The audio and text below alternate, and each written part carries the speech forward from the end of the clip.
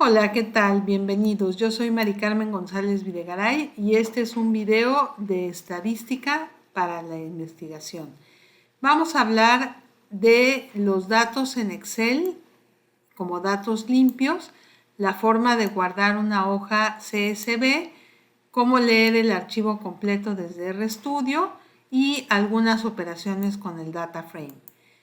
Vamos a recordar algunas cosas. Los datos en Excel deben de estar limpios. Eso quiere decir que no deben tener títulos, gráficas, notas de pie de página, formatos, etc.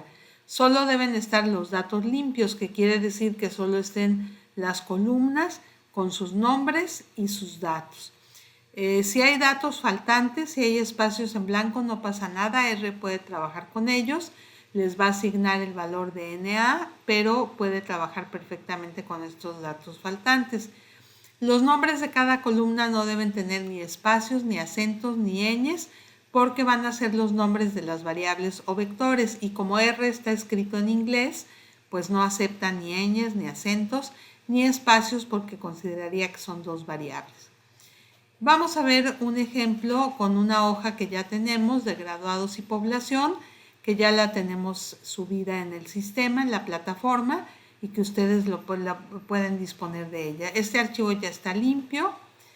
¿Cómo lo guardamos en formato CSV? Una vez que tenemos los datos listos, simplemente le ponemos guardar como CSV, formato delimitado por comas, y con eso queda listísimo para poder ser leído por R. También se puede a partir de R leer hojas de Excel común y corriente, pero lo más frecuente es leer en formato CSV. ¿Cómo vamos a leer el archivo? Bueno, para leer el archivo lo que vamos a hacer es correr esta instrucción. Datos va a ser el nombre del data frame, que es el marco o cuadro de datos. Read CSV significa que vamos a leer una hoja CSV. Y file choose quiere decir que la máquina nos va a llevar de la mano para elegir el archivo que nosotros estemos buscando. Entonces simplemente le pongo run a esta instrucción y me da la posibilidad de buscar. En este caso yo lo tengo en una carpeta que se llama datos. Aquí tengo graduados y población. Le pongo abrir. Y si ustedes se fijan en la ventana 3, en la ventana que está arriba a la derecha, ya me apareció un data frame o un conjunto de datos que se llama datos, que tiene 32 observaciones de 11 variables. Si le damos clic a datos, nos despliega qué es lo que estuvo en la tabla, que por ejemplo está Aguascalientes, Baja California, etcétera, ¿no? Su población de cada estado, que la tomamos del INEGI, la matrícula de doctorado de hombres, la matrícula de doctorado de mujeres, la matrícula total, egresados hombres, egresados mujeres, egresados total, graduados hombres, graduadas mujeres y graduados total. O sea que leyó perfectamente los datos. Aquí está desde Aguascalientes hasta Zacatecas. Entonces los leyó perfectamente porque ya estaba el archivo con datos limpios.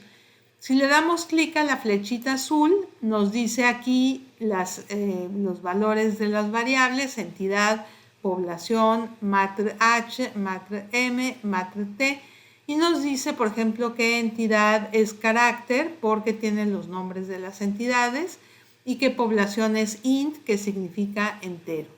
Entonces, bueno, quiere decir que ha leído perfectamente todos los datos. Si nosotros escribimos ahora datos y lo corremos, pues tenemos el conjunto de los datos del data frame, nos los escribe, entidad, población, matr H, matr M, etc., ¿no? Aquí está el data frame y nos lo despliega sin ningún problema. Si ahora usamos esta instrucción que es attach datos, lo que vamos a lograr es que cada columna se convierta en una variable. Si yo le pongo attach datos correr, ahora puedo poner, por ejemplo, matr T, que es la matrícula total, y me despliega los datos de la matrícula total. Ya lo reconoce como una variable. Si le pongo names datos, me va a dar los nombres de variables. entidad, población, matra H, matra M, etcétera, ¿no? Si le pongo head datos, me va a dar los primeros 6 renglones.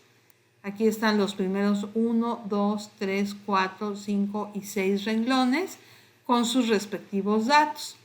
Si ponemos cada variable, por ejemplo, entidad, me da las entidades, matrt me va a dar la matrícula total, egrt los egresados totales, grat me va a dar los graduados totales. Entonces ya tengo listo para trabajar con ello. ¿Para qué me sirve tener todo esto? Bueno, pues para que yo pueda hacer ya sea operaciones o gráficas con estos datos. Entonces, por ejemplo, nos podemos adelantar un poquito y vamos a pensar que una variable es la población y que, por ejemplo, yo quiero calcular la media, el promedio de poblaciones de los estados de la República Mexicana. Simplemente pongo min y entre paréntesis población, ya me lo completa. Le digo min población y me dice que la población media es 3.749.690. Es la población promedio de los estados de la República Mexicana, que obviamente no están repartidos igual, ¿no? Si queremos un histograma, que es un gráfico de frecuencias de la población, podemos ponerle hist, nada más, y nos da pues muchos estados con relativamente poca población y pocos estados con mucha población, como puede ser el Estado de México o la Ciudad de México. Si queremos saber cuál es la entidad que tiene el máximo número de graduados totales, podemos ponerle entidad y entre corchetitos o paréntesis rectangulares que ya habíamos visto, que nos dé la entidad donde grad T es el máximo. Entonces le ponemos run a este renglón y nos dice que la entidad con más graduados es la Ciudad de México. Si le pongo entidad which mean, pues ya te imaginarás que es la entidad con menos graduados.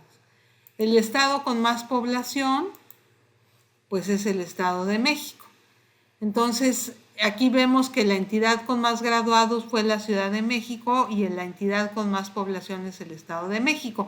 Eso quiere decir que el Estado de México pues no tiene tantos graduados como la Ciudad de México por las condiciones. Aunque tiene mucha población, no tiene tanta escuela. Podemos ordenar los datos, por ejemplo, yo puedo crear un data frame, un cuadro de datos alterno, que sean los datos ordenados por graduados totales. Corremos esta instrucción y ya tenemos otro data frame, que son los datos pero ordenados. Si nosotros lo observamos, ahora empieza por Quintana Roo, sigue Campeche, etcétera, y termina con la Ciudad de México, que es la que tiene más graduados totales. ¿Cómo ordenarías por tamaño de población? Bueno, pues podemos usar el mismo, datos, ord, pop, para seguir la misma lógica, y ponerle datos, paréntesis rectangular, order, para que los ordene, y en lugar de grad le ponemos población. Y nos va a crear un data frame, me faltó una coma, va una coma al final.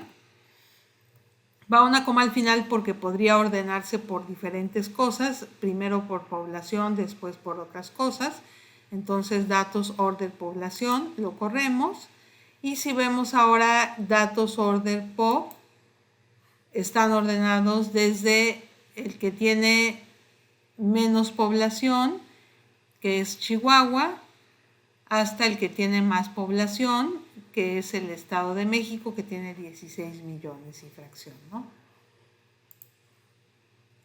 Podemos pedirle que nos grafique las poblaciones contra los graduados. Aquí vemos que a mayor población, mayor número de graduados, aunque hay un dato que es discrepante, que es la Ciudad de México.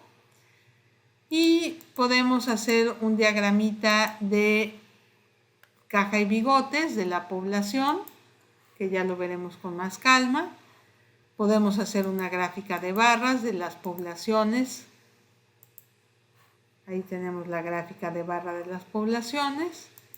Y podemos ponerle un color coqueto. Aquí, por ejemplo, Rainbow me da un color de tipo arcoíris a esta gráfica de barras, que es la misma gráfica, en este caso son los graduados, pero es una gráfica de barras o de columnas, y esta gráfica me la da con los colores del arcoíris, ¿no? Bueno, pues eso sería todo. Gracias.